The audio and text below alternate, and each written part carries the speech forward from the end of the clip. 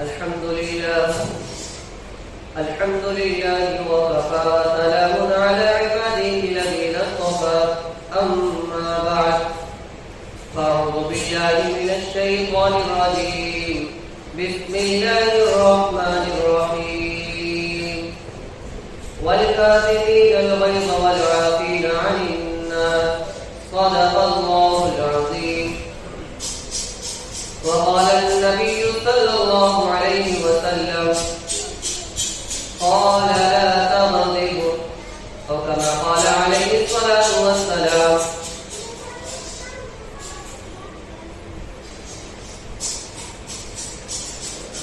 میرے محترم بزرگوں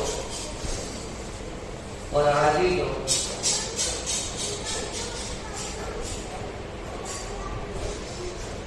میں نے آپ کے سامنے قرآن مقدس کی ایک چھوٹی سی آیت اور حدیث کا ایک بہت ہی مختصر سا جملہ آپ کے سامنے پڑھا ہے. یہ حدیث کا جو مختصر سا جملہ ہے بہت ہی تھوڑا ہے. لا تغضب کتنا سا جملہ ہے، اور اس جملے کی نوعیت جو ہے وہ کچھ یوں ہے کہ اللہ کے نبی صلی اللہ علیہ وسلم کے پاس حضرت ابو ہریرہ رضی اللہ تعالی عنہ تشریف فرما تھے. آپ کے پاس ایک صاحب آئے اور اللہ کے نبی سے ارشاد فرمایا، اللہ کے نبی مجھے کوئی نصیحت فرما دیجیے. فرمایا کہ مجھے کوئی نصیحت فرما دیجیے، اور نصیحت بھی وہ ہو جو مختصر ہوتی ہو، چھوٹی سی نصیحت ہو، زیادہ بڑی اور ثقیل نہ ہو.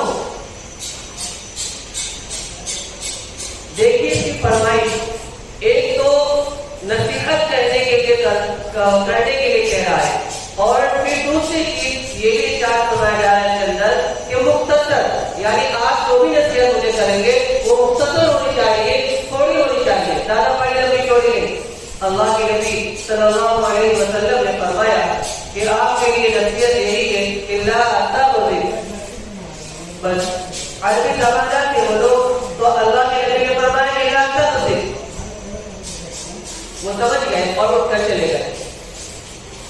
لا تغضب کے معنی آتے ہیں کہ غصے سے بچو. کیا ہے؟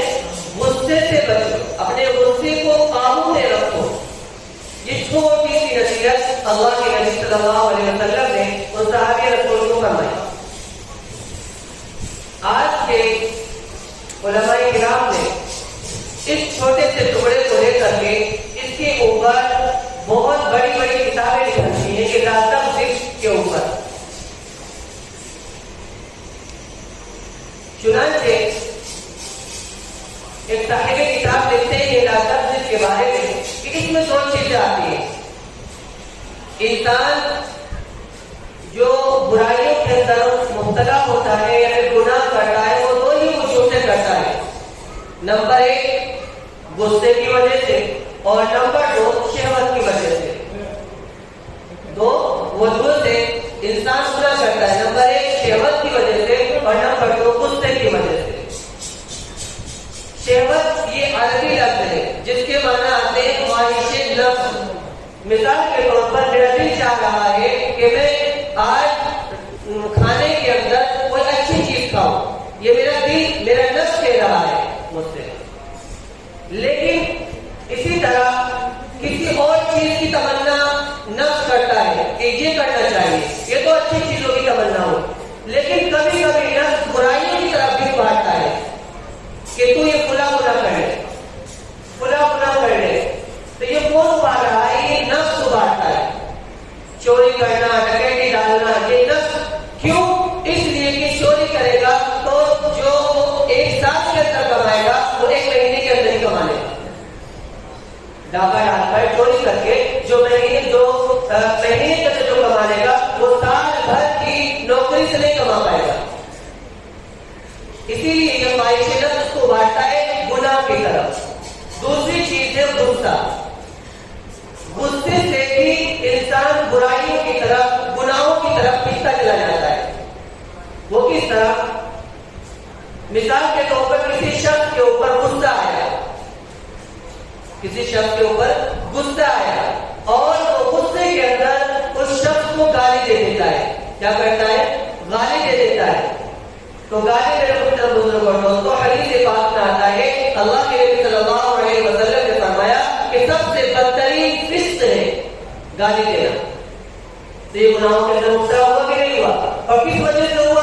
غصہ آنے کی وجہ سے ہوا. نہ اس کو غصہ آتا، اگر وہ غصہ آتا تو اس کو غصے کو قابو میں کر لیتا، تب بھی یہاں تک نوبت نہ آتی. لیکن اس نے اپنے غصے کو قابو میں کرنا نہیں سیکھا، جس کے نتیجے میں وہ گناہ کی طرف چل پڑا. دوسری چیز، کسی شخص کے اوپر غصہ آیا، اس نے اس کے اوپر ہاتھ اٹھا لیا. کمزور تھا، ناکامہ تھا، جس کی وجہ سے اس نے اس کو خوب بجا دیا. حالانکہ سامنے والے کی غلطی اتنی تھی کہ ایک تھپڑ کے اندر کام چل سکتا تھا، لیکن اس نے 4-5 پڑ لگائے. تو یہ ذاتی تھی، تو ذاتی کا گناہ اس کے سر پر ہوا. اسی طرح انسان سامنے والا جو ہے وہ بہت طاقتور ہے، جس کے اوپر غصہ آیا، نہ تو اس کے اوپر ہاتھ اٹھا سکتا ہے اور نہ ہی سامنے رہ کر کے کچھ کہہ سکتا ہے. سامنے رہ کر کے کچھ کہہ بھی نہیں سکتا. اس کے سامنے اس کو خاموشی سے جو وہ کچھ کہے گا وہی سن سکتا ہے اور دل کے اندر وہ غصہ کر سکتا ہے. تو دل کے اندر سامنے والے کی برائی اپنے اندر پیدا کی اس نے. کیا کہ یہ فلاں آدمی جو بھی کاروبار ہے اس کا تباہ ہو جائے. تو کیا دل کے اندر بغض پیدا کر رہا ہے، اس کے دل کے اندر بغض آ رہا ہے. بغض بھی ایک سنگین گناہ ہے. کیا ہے؟ ایک سنگین گناہ ہے. اسی طرح اب اس کا زور سامنے والے پر تو نہیں چل رہا ہے، غصہ اتنا آ رہا ہے، اتنا آ رہا ہے کہ وہ کچھ کہہ بھی نہیں سکتا ہے، اور جو کچھ دل کے اندر کہہ رہا ہے پھر بھی بڑھاس نہیں کر رہی.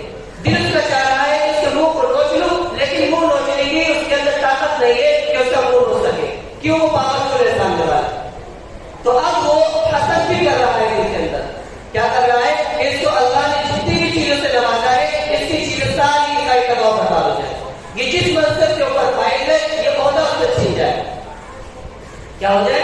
یہ عہدہ بھی اس سے چھین جائے. اس کی بنا پر ہو رہا ہے غصے کی بنا پر. تو اسی لیے اللہ کے نبی صلی اللہ علیہ وسلم نے فرمایا کہ لا تغضب، غصہ مت کرو. غصہ آتا ہے انسان کی مادی چیز ہے، فطری چیز ہے.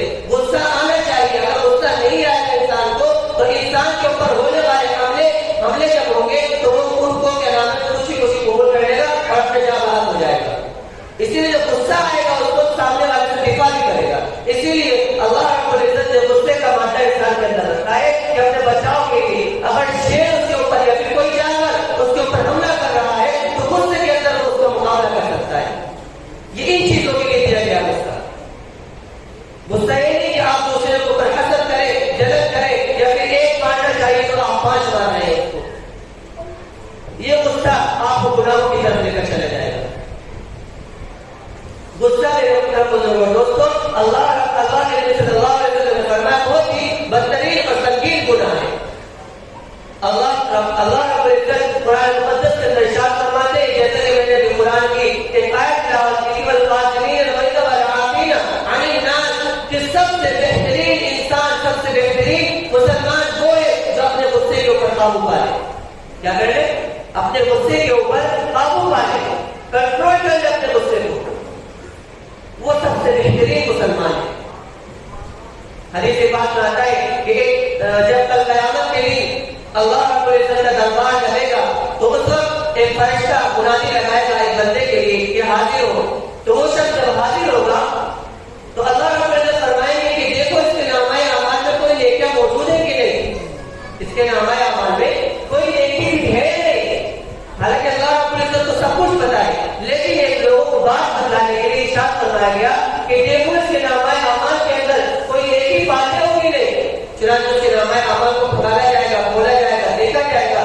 چنانچہ اس کے نامہ اعمال کے اندر صرف اور صرف ایک نیکی ملے گی. کیا ملے گی؟ ایک نیکی ملے گی. اور وہ کون سی نیکی ہو؟ اللہ رب العزت فرمائیں گے کون سی نیکی ہے؟ فرمایا جائے گا کہ اس کی وہ نیکی ہے جو اس کے اوپر غصہ آتا تھا اس کو، لیکن غصے کے باوجود یہ درگزر کا معاملہ کرتا تھا. اس نے کسی کو پیسے دے رکھے تھے، پیسے کا وقت جب آتا تھا لینے کا تو سامنے والا تقاضا کرتا تھا کہ میرے پاس ابھی وقت نہیں، پیسے نہیں ہے، میں ابھی نہیں دے سکتا، اس وقت بھی یہ صبر کرتا تھا اور غصہ آنے کے باوجود اپنے غصے کو کنٹرول کر لیتا تھا. اس بنا پر اللہ رب العزت فرمائے کہ اچھا ایسی بات ہے تو آج میں نے اس ایک نیکی کی بنا پر اس کو جنت میں داخلہ عطا فرما. آج اس سے بھی تمام تر چیزوں سے درگزر فرماؤں گا میں، جس سے دنیا میں رہتے ہوئے میرے بندوں کے اوپر اس سے شفقت کا معاملہ کیا ہے، درگزر کا معاملہ کیا ہے، آج میں بھی جو کہ رب العالمین ہوں وہ تمام تر چیزوں کو اس کے اوپر سے معاف کرتا ہوں جس کے اوپر گناہ کا بوجھ لگا ہوا ہے. تو میرے محترم بزرگوں اور دوستوں، درگزر کا اپنے اندر مادہ پیدا کرے، غصے کو قابو کرنا سیکھیں. امام ابو حنیفہ علیہ رحمہ کے بارے میں آتا ہے کہ امام ابو حنیفہ علیہ رحمہ کا دوپہر کا وقت تھا، اللہ کا تھوڑا سا آرام کرنے جا رہے تھے. آپ کو معلوم ہی ہوگا کہ امام ابو حنیفہ علیہ رحمہ رات کو رات عبادت کیا کرتے تھے رات کو پوری رات عبادت کرتے تھے. یہاں تک آتا ہے کہ آپ فجر کے عشاء کے وضو سے فجر کی نماز پڑھتے تھے. اور یہ کیوں ہوا تھا اس کا آپ نے کتابوں میں یہ لکھا ہے کہ ایک مرتبہ یہ راستے سے گزر رہے تھے تو ایک بڑھیا دوسری عورت سے بات کر رہی تھی کہ امام ابو حنیفہ علیہ رحمہ ایک ایسا شخصیت ہے، ایک ایسا آدمی ہے جو عشاء کے وضو سے فجر کی نماز پڑھتا ہے. اور یہ بات ان کے کان تک پہنچ گئی راستے سے چلتے ہوئے. تو انہوں نے فرمایا کہ یہ صفت تو میرے اندر موجود نہیں ہے اور میں ایسا تو کچھ بھی نہیں کرتا ہوں. میں عشاء کی نماز پڑھنے کے بعد رات کو کچھ عبادت کرتا ہوں، پھر سو جاتا ہوں، پھر آخری وقت پر اٹھتا ہوں اور تہجد پڑھتا ہوں دوسرے وضو سے. چنانچہ انہوں نے اسی وجہ سے تحیہ کر دل کے اندر کہ آج سے میں عشاء کے وضو سے بھی فجر کی نماز پڑھوں گا اور بیچ میں کبھی نہیں سوؤں گا. تو وہ راتوں رات عبادت کیا کرتے تھے اور پھر صبح فجر کی نماز پڑھ کر کے تھوڑا سا آرام کرتے تھے یا پھر درس و تدریس میں لگ جایا کرتے تھے. آپ کا مشغلہ جو تھا وہ بیوت شرا کا تھا، آپ خرید و فروخت بھی کیا کرتے تھے اور پھر پڑھایا بھی کرتے تھے، مسئلے مسائل کے لوگوں کو بتایا کرتے تھے. چنانچہ واقعہ جو میں بتانے جا رہا ہوں یہ ہے کہ ایک مرتبہ امام ابو حنیفہ علیہ رحمہ کے پاس ایک شخص آیا جو کہ دوپہر کا وقت تھا. اس وقت حضرت آرام فرمایا کرتے تھے تھوڑی دیر کے لیے. آپ آرام فرمانے کے لیے اوپر والا خانے کے اندر جا رہے ہیں یعنی اوپر والے چھت پر چڑھ چکے تھے، بستر پر بیٹھ چکے تھے، لیٹنے نہیں والے تھے. کسی نے دروازے پر دستک دے دی، کسی نے دروازے پر دستک دے دی. آپ اتر کر آئے. فرمایا کیا بات ہے؟ فرمایا ایک مسئلہ معلوم کریں. بتائیے کیا مسئلہ ہے؟ تو وہ بولنے لگا کہ مسئلہ بھی ذہن میں تھا بھول گیا. مسئلہ میرے ذہن میں تھا بھول گیا، میں ابھی یاد کر آتا ہوں کیا مسئلہ تھا. حضرت نے فرمایا کوئی بات نہیں، آپ جا سکتے ہیں، جب یاد آ جائے تب آ جائے. چنانچہ وہ چند قدم چلا ہوا اور حضرت اوپر دوبارہ پہنچے ہی تھے کہ دوبارہ آپ کا دستک دے دی. دوبارہ آپ کا دستک دی اور فرمایا کہ حضرت یاد آیا، لیکن جب آپ سیڑھیوں سے نیچے اتر رہے تھے اس وقت بھول گیا. جب آپ سیڑھیوں سے اتر رہے تھے اس وقت بھول گیا. انہوں نے کہا کوئی بات نہیں، جب یاد آ جائے جب معلوم کر لینا. پھر اسی طرح کر کے وہ چلے جانے لگے اوپر. پھر ابھی لکھا کتابوں میں کہ آپ کو بیٹھنے کے لیے بستر پر لیٹنے کے لیے پھر دستک دے دی. پھر کہا کہ حضرت یاد آیا. ایک تو اوپر چڑھنا پھر نیچے اترنا گیٹ کب کرنا، آدمی کو کتنا غصہ آئے گا. آدمی اگر آرام کے ٹائم پر ایک دفعہ بھی آ جائے تو کتنا غصہ آتا ہے؟ آتا ہی آتا ہے. کیا بتاؤ آرام کے ٹائم پہ لوگ نہیں چھوڑتے. تو اتنا غصہ آتا ہے انسان کو. لیکن حضرت میں کوئی غصے کا بالکل بھی چہرے کے اوپر غصے کے آثار بھی نظر نہیں آئے. پر میں بتائیے کیا مسئلہ ہے؟ کہا کہ حضرت مسئلہ یہ ہے کہ جو انسان پاخانہ کرتا ہے وہ میٹھا ہوتا ہے یا پھر کڑوا ہوتا ہے؟ پاخانہ جو انسان کرتا ہے وہ میٹھا ہوتا ہے یا کڑوا ہوتا ہے؟ حضرت نے کہا کہ تحقیق کے مطابق پاخانہ جو ہے وہ جس وقت کیا جاتا ہے اس وقت میٹھا ہوتا ہے، لیکن سوکھنے کے بعد وہ کڑوا ہو جاتا ہے. سوکھنے کے بعد وہ کڑوا ہو جاتا ہے. فرمایا آپ یہ کیسے کہہ سکتے ہیں؟ فرمایا کہ اس وجہ سے میں کہہ سکتا ہوں کہ جب وہ تازہ ہوتا ہے، جب انسان کرتا ہے اس وقت اس پاخانے کے اوپر مکھیاں بھنبھناتی ہیں اور اس کے اوپر بیٹھتی بھی ہیں. اور مکھیوں کا یہ صفت ہے مکھیوں میں کہ وہ گرمی چیز پر نہیں بیٹھتی، ہمیشہ میٹھی چیز پر بیٹھتی ہیں. اس وجہ سے پاخانہ جس وقت تازہ ہوتا ہے اس وقت وہ میٹھا ہوتا ہے. لیکن جب وہ پاخانہ سوکھ جاتا ہے تو کوئی بھی पक्षी उसके ऊपर भटकती भी नहीं है। तो लिहाजा इस बिना पर के वो बागान जब सूख जाता है तो वो कड़वा हो जाता है, जिसकी वजह से मैंने बताया कि जब सूख जाता है तो कड़वा होता है और जब ताजा रहता है तो मीठा रहता है। फरमाया कि ठीक है, वो जाने लगा। फिर फरमाया कि अगर आप जीत गए, क्या फरमाया कि आप जीत गए। इमाम अबू हनीफा ने फरमाया कि मैं कैसे जीत गया? मैंने जो आपने मसला मालूम किया मैंने वो बताया कि कहा कि मैंने अपने दोस्त से शर्त लगाई थी। कि क्या शर्त लगाई थी? कि शर्त ये लगाई थी कि हमारे इलाके के अंदर दो बुजुर्ग हैं और दोनों बुजुर्गों में सबसे ज्यादा गुस्से को काबू करने वाले इमाम अबू हनीफा अलैहिर्रहमा हैं। लेकिन मेरी शर्त ये थी कि इमाम अबू हनीफा अलैहिर्रहमा नहीं है बल्कि दूसरे साहब हैं। तो उस दोस्त ने कहा कि अच्छा ठीक है, आजमाते हैं। तो मैं आपको आजमाने के लिए आया, आप बिल्कुल खड़े उतरे, जिसको मैंने देखा कि आपके चेहरे के ऊपर 3 दफा मैंने आपको परेशान किया और बेहुदा सवाल किया। कौन सा बेहुदा सवाल किया? जो शरीयत के अंदर किसी मुकाम कोई वक़्त नहीं रखता है सवाल, बिल्कुल बेहुदा सवाल था। और बेहुदा सवाल करने के बावजूद भी आपके चेहरे के ऊपर गुस्से की कोई भी आसार नहीं है कि आपको बेहुदा सवाल करने के लिए क्या मेरा वक्त यही लगा। आपने कुछ ऐसा नहीं कहा, मेरे सवाल का जवाब इत्मीनान बख्श दिया। तो दोस्तों, ये बताने का और आपने सुनाने का मकसद सिर्फ यही है कि गुस्से को काबू किया जाए।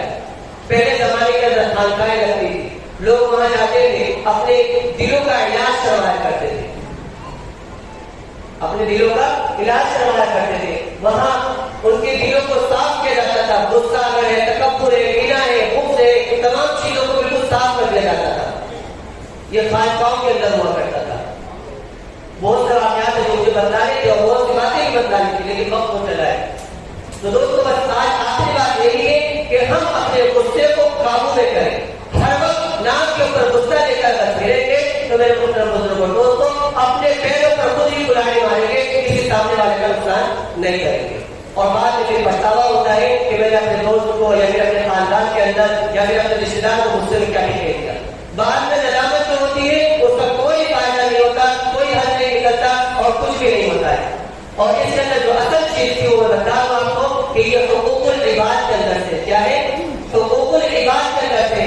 और एक होता है हुकूकुल्लाह, जैसे कि नमाज पढ़ना, तिलावत करना, ज़िक्र व अज़कार करना, तस्बीहात पढ़ना, ये ज़िक्रुल्लाह हुकूकुल्लाह के अंदर से। अगर आप इसके अंदर कमी करते हैं तो अल्लाह रब्बुल इज्जत चाहे तो माफ फरमा देंगे और चाहेंगे तो मुआवजा फरमाएंगे, वो अल्लाह का मामला है। लेकिन हुकूकुल इबाद के अंदर आपने किसी के दिल को ठेस पहुंचाई, आपने किसी को तकलीफ बिला वजह पहुंचाई, आपने किसी के नाम थप्पड़ मारा या फिर बिला वजह आपने रिश्ते को पता कर दिया, तो ये हुकूकुल इबाद के अंदर से आप चाहे कितनी ही नाम रगड़ने सजदे के अंदर, आप चाहे सजदे के अंदर कितनी देर तक पड़े रहे, आप अल्लाह से चाहे कितना भी माफी मांगते रहे, अल्लाह का इज्जत करके दुआ नहीं करेंगे जब तक कि वो बंदा आपको माफ न करे जिसका मुझे दुखा है। तो आप समझ रहे आप हम लोग कर क्या रहे, इसलिए किसी के दिल को न दुखाएं, अल्लाह के वास्ते इन तमाम चीजों से बात आ जाए। नई बात शुगर बोले कीना हो, इन तमाम चीजों से अल्लाह रब्बुल इज्जत हम सभी की हिफाजत फरमाए। हमें वाह